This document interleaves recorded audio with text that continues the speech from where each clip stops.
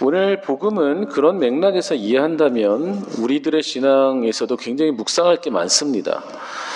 이 물리를 걸으신 기적 이야기는 물론 이 복음서에서 이 예수님께서 참으로 하느님의 아드님이심을, 메시아의 권능을 가지신 분을 드러내기 위한 하나의 중요한 표징으로 이 이야기를 등장시킵니다.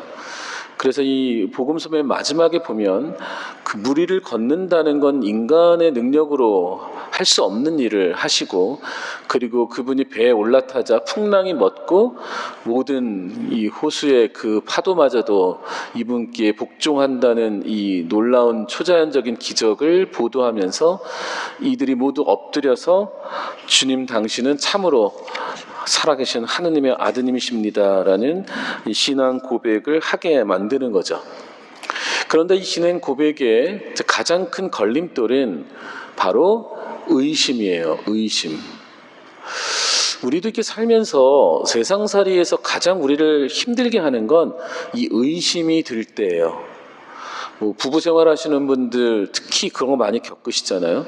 내가 확실하게 신뢰하고 믿는 내 배우자에게 나는 얼마나 의심 없이 신뢰하고 있는가. 당연히 철떡같이 믿고 이제 바라던 그 배우자나 상대가 어느 날 내가 마치 믿는 도끼에 발등 찍히듯 뒤통수를 맞는 듯한 그런 체험을 하면 그것은 엄청난 상처가 되죠. 그리고 그렇게 한번 받은 상처는 좀처럼 회복하기가 쉽지 않습니다. 특히 아주 친밀하고 또 밀접한 관계에 있는 부부 관계에서는 특히 그래요. 그리고 그런 관계는 친밀도가 강한 우리 교우들 사이에서도, 가까운 친구들 사이에서도 마찬가지죠. 한번 어떤 의구심을 갖고 그 신뢰에 어떤 불신을 갖기 시작하면 그 관계를 다시 회복하기가 정말 힘들어집니다. 오늘 그래서 이 5천 명을 먹이신 기적 일어나고 예수님께서는 군중을 보내신 다음에 당신 스스로 다시 기도하러 산에 가셔요. 우리 같으면 그 어마어마한 기적을 일으키고 사람들에게 추앙을 받는다면 나를 더 드러내고 더 그들 안에 내가 인정받으려는 인정 욕구가 생길 텐데, 예수님은 늘 당신이 이루시는 표징들이 하느님의 영광을 위한 것임을 아시기 때문에 늘 밤새워 하느님과 기도하시는 일로 돌아가셔요. 그런데 그 기도하시는 중에 이 풍랑이 불어서 배에서 기다리고 있던 이 제자들이 이 갈릴레아 호수가 멀리 떨어져서 풍랑의 그 칠흑 같은 어둠 속에 두려움을 갖게 된 거예요. 이건 굉장히 상징적인 겁니다. 제자들이 그 어두운 새벽, 예수님이 함께 계시지 않는 그 자신들만의 그 공간에서 의심을 품고 흔들리는 배 위에 있는 이 형상은 우리가 믿음 생활을 하면서 가끔 하느님 아닌 것에 마음을 빼앗기고, 그리고 누군가에 대한 불신을 가지고 내 믿음에 대해서 의심을 가질 때 생기는 아주 공통적인 심리적 태도와 다르지 않아요. 근데 그런 가운데서 예수님이 이 제자들에게 나타나셨을 때 그들은 예수님을 하느님의 아들 메시아라는 생각보다는 그냥 자신들이 이분 따라다니면 세상에서 얻을 수 있는 큰 명예와 권력에 대한 욕망을 갖고 있었기 때문에 그 시커먼 암흑 같은 밤에 그 예수님이 자신들의 무리를 걸어오는 걸 보면서 오히려 유령이라고 외친 거예요. 두려움이 예수님의 얼굴마저도 알아보지 못하게 만든 거죠. 그런데 예수님께서 제자들을 위로하면서 두려워하지 마라, 나다, 이렇게 했을 때 그 첫 번째 그 의심에 도전한 사람이 누구냐면 베드로예요. 늘 복음서에서 베드로는 12제자들 중에 으뜸 가는 제자라고 알려져 있지만 복음서 구석구석을 읽어보면 가장 우직하면서도 가장 좀 의심이 많았던 인물 중에 하나예요. 그래서 이 베드로는 당신이 정말 예수님이라면 나에게 물 위를 걸어라고 해보시오 라고 예수님을 시험한 거예요. 그 시험에 자신이 스스로가 들 거죠. 그래서 물 위를 걷는데 그가 예수님을 바라보며 걸으면 될 것을 그 풍랑이 치고 있는 바다를 보면서 그 의심과 두려움이 더 예수님이 함께 계신다는 것에 대한 믿음보다 더 커졌을 때 그는 결국 물속에 빠지고 만 거죠.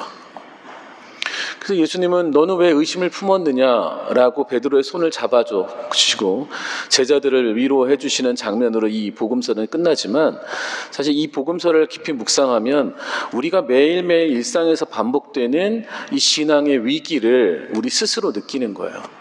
대부분의 천주교 신자들은 믿음 생활을 할 때 좋은 인간관계, 좋은 교우들과의 관계를 굉장히 소중하게 생각해요.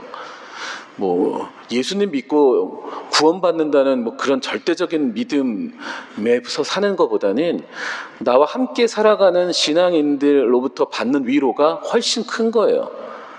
그러니까 교회 생활을 하면서 봉사 많이 하고 또 열심히 그 성당에서 그 좋은 역할을 하는 분들이 오히려 상처를 더 잘 받고 쉽게 받아요.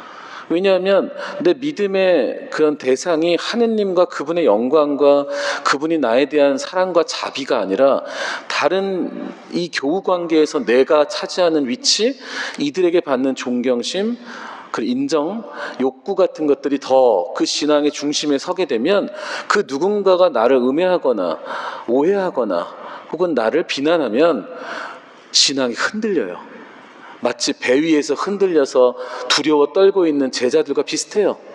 그래서 한번 그런 의혹에 시달리면 성당에 나오는 발길이 어렵고 신자들을 만나는 것도 두렵고 또 그 미운 사람이 눈에 잡히면 성당 안 나오고 싶은 거예요.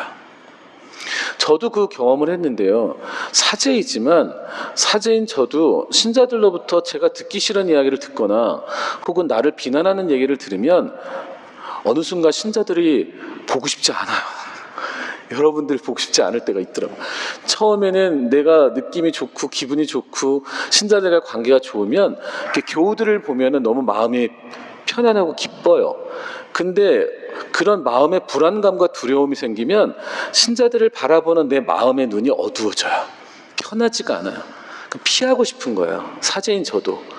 하물며 여러분들, 평신도로 살아가는 여러분들은 얼마나 그런 관계에 더 민감하시겠어요. 특히 봉사하시는 분들. 열심히 봉사했는데 옆에서 한마디 툭 하고 던지면서 하는 그 말 한마디가 내 심장에 상처를 주잖아요. 그럼 내가 왜 이럴 말 들으면서 봉사해야 되지? 이런 생각이 안 들겠어요? 인간인데. 물론 진심이 깊고 믿음이 강한 분들은 그냥 그런 걸 끌어안고 아니면 하느님께 치유를 청하면서 열심히 봉사하는 분도 정말 많으세요. 그런 분들이 많기 때문에 또 우리 교회가 성장하는 것이기도 하고요. 그렇지만 반면에 그런 작은 그런 상처에 견디지 못해 냉담에 빠지거나 교회를 떠나는 분도 정말 많아요. 우리 가톨릭 교회에 어떻게 보면 큰 장점이라고 하면 우리의 이 끈끈한 교회 안에 보편적 사랑의 일치도 있지만, 인간적인 정에 이끌려서 믿음보다 인간관계를 더 소중히 여기는 우리들의 믿음의 형태가 우리에겐 또 다른 두려움과 불신을 만들기도 해요. 그래서 오늘 떼제신신미사를 봉헌하면서 제단에 나와서 이제 기도하실 때 내가 믿음 생활하면서 내가 이렇게 흔들리는 배 위에 나를 흔들어 놓고 있는 건 뭘까? 나의 믿음의 약함? 아니면 내 게으름? 아니면 그 누군가 나를 자꾸만 아프게 하는 사람에 대한 상처인가?